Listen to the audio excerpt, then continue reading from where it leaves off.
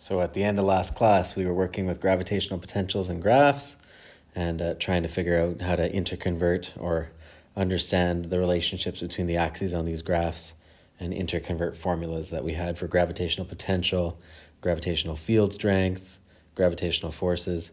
And so what I have here is I have three different graphs that you should be able to figure out how to interconvert. So starting from this graph over here, that's a graph of gravitational potential versus distance. You can see the formula for it.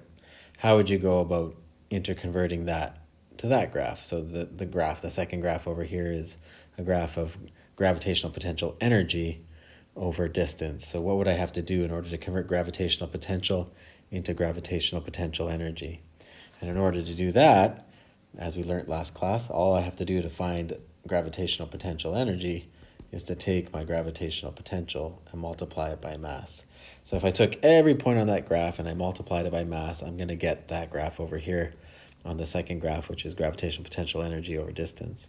And what they're highlighting here in the middle is that the slope or the tangent at any point along that line is going to be force. So how does that happen? How does the tangent of that graph, or the change in energy over the change in distance, that's what's represented in there, how does that correspond to force? Well, if you remember, energy is work. Work is equal to force times distance.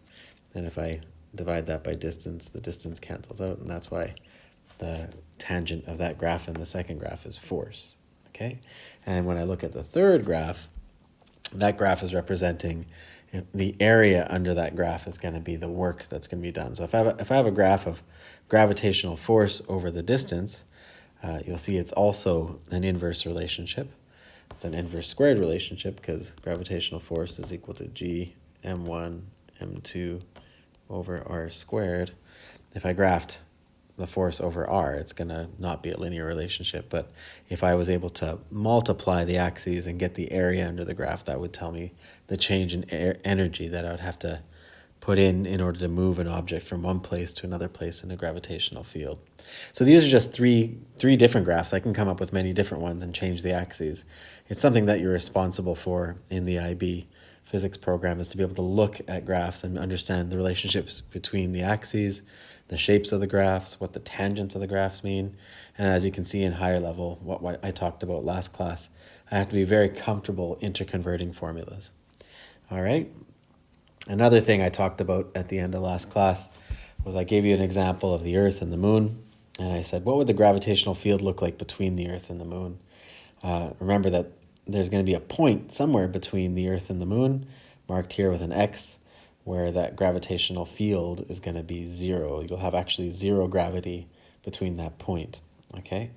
And what I wanted to do here is actually come up with a question where I'd be able to figure out exactly where is that point, the exact distance. Now, I'm not going to solve it all the way, but I'm going to show you guys how to set it up. So in order to figure out where that neutral point is in that diagram, I need to create an equilibrium. You can see on the left over here, I have data here for the mass of the Earth, mass of the Moon, and distance between the Earth and the Moon. With all that data, I should be able to figure out the exact place where that neutral point is. So let's try to figure out how I'd set up this equilibrium. Well, that neutral point would say that the force of gravity due to the Earth at that point should be equal to the force of gravity due to the Moon at that point.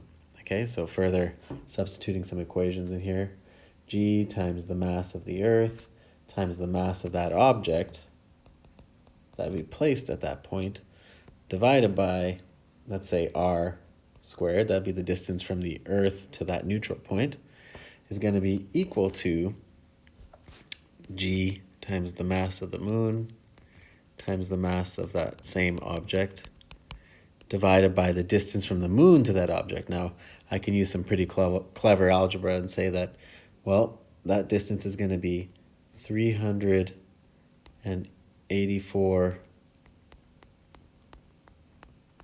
Okay, I converted that distance into meters. Okay, so that'd be that many meters minus r. Okay, r is going to be the distance from the Earth to that neutral point. Okay, squared. All right, so once I have that set up, I'm just going to plug in all the other values. So 6.67 times 10 to the minus 11. Oh, wait a minute. Instead of plugging numbers in. Let's do some clever algebra. How can I simplify? Because I don't want to start plugging numbers in when I can start canceling things out. And I can see that I can cancel out g from both sides. I can also cancel out the mass of an object. So it doesn't matter what this relationship is saying, is it doesn't really matter what the mass of that object is. Any object, like a screw or a spaceship or a human being placed at that point, will experience zero gravity. All that matters is really what this looks like is the mass of the Earth over r squared is equal to the mass of the moon over the distance between the moon and the Earth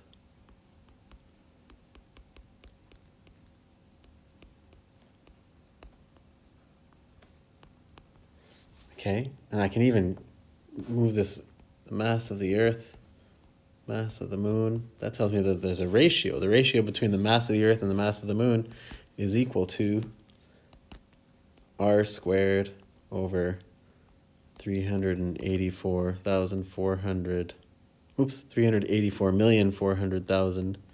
meters minus r squared. And I'd be able to, if I solve for r by rearranging everything, I'd be able to solve for that exact point. I'm not going to do that for you guys. You guys should carry this forward and then figure out exactly what that point is. Okay, try to do that right now. Pause the video and tell me in class what exactly that point is. You're going to need it for the next problem. Okay, so how would you isolate these formulas and find out what r is going to be? It's just basic algebra using this relationship over here. Okay, but what was really important was the clever stuff of don't plug numbers in until you actually look to see if you can simplify the algebra. Okay, so that's the relationship for how I can find out that neutral point, the exact distance. All right, now if I know that neutral point and that exact distance, I should be able to calculate what the minimum work would be needed to be to launch an object from Earth to the moon. Okay, so what is the minimum work? One way I could think about it is how much work would it take me to go from here to there?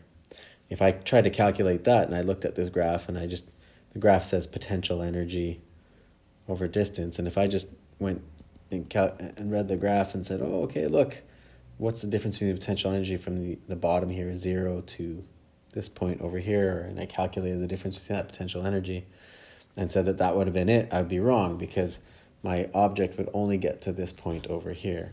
So how do I calculate this? Well, the minimum energy that I would need to put in would be the energy to get straight to that point here where all of a sudden I'll be falling into that gravitational well. So I just have to read this graph. The change in the potential energy between here and here is going to be how much the minimum work I would have to be doing to get there. Actually, I think I went a little bit too far. Just the change in potential energy from here to there is going to be how much work I'd have to do. Okay? So if you use the value of r that you calculated from here, you should also be able to find a way to calculate that using a calculation. All right. Oh, I said too many calculations here.